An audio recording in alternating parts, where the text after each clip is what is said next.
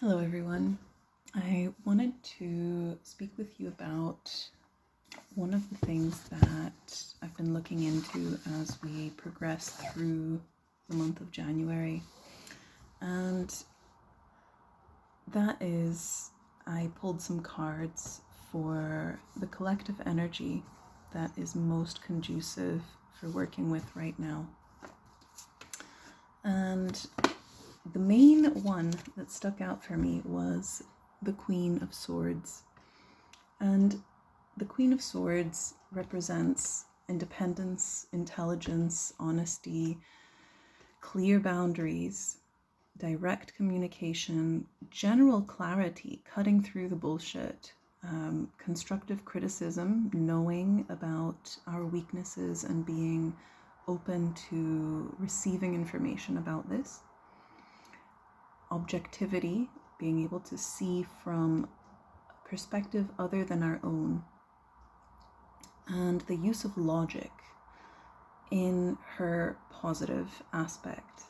And in her negative aspect, the Queen of Swords represents manipulation, harshness, bitchiness, cold shoulder, spite, cruelty, deceit, all of these negative mental orientations that can feel spiky, they can feel hurtful, they can feel like you've just been stung, whether it's by a scorpion or a bee.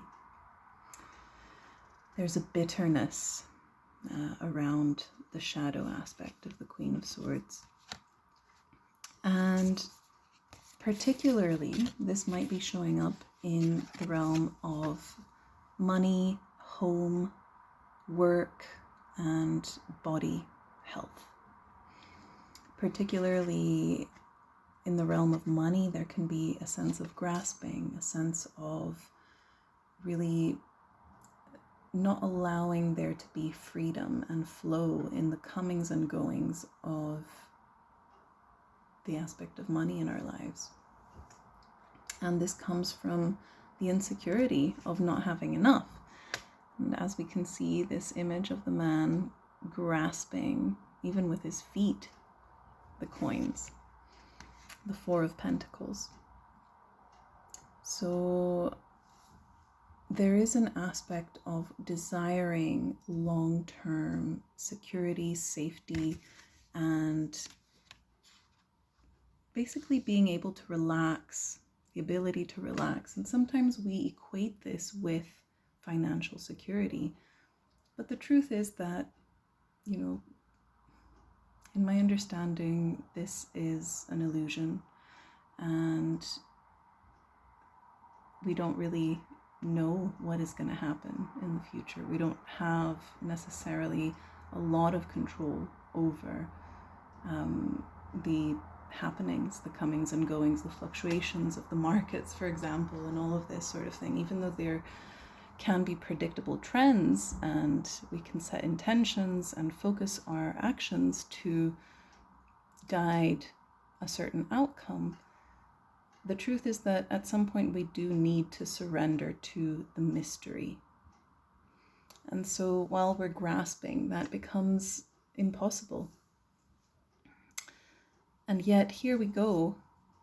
The Three of Pentacles arrives, even though it's not in sequence in terms of the journey of the Fool, so to speak, if we're to look at the tarot from that lens, but it comes as an antidote to that grasping energy. This one is all about collaboration, teamwork, skill building, sharing, shared goals, accountability, learning, pooling resources, coming together rather than believing that we have to do everything ourselves. So it's an interesting dynamic. And the final card that came through is Temperance. And as we can see, there's this beautiful shape of a wave. And this card, for me particularly, is all about finding and mitigating the energy between two seemingly opposing forces. It's finding not just the middle ground, but the alchemical change that needs to happen in order for the two polarities to create a third, or even more than that. So this one in its positive is all about balance, harmony, transmutation, healing, patience, self-control, harmony, tranquility, calm, peace, purpose.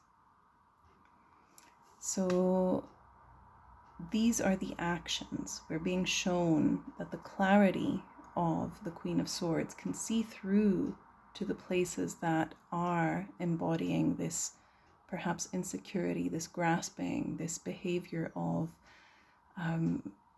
seeking security to the point of suffocating the flow of the incoming resources and the outgoing ones too.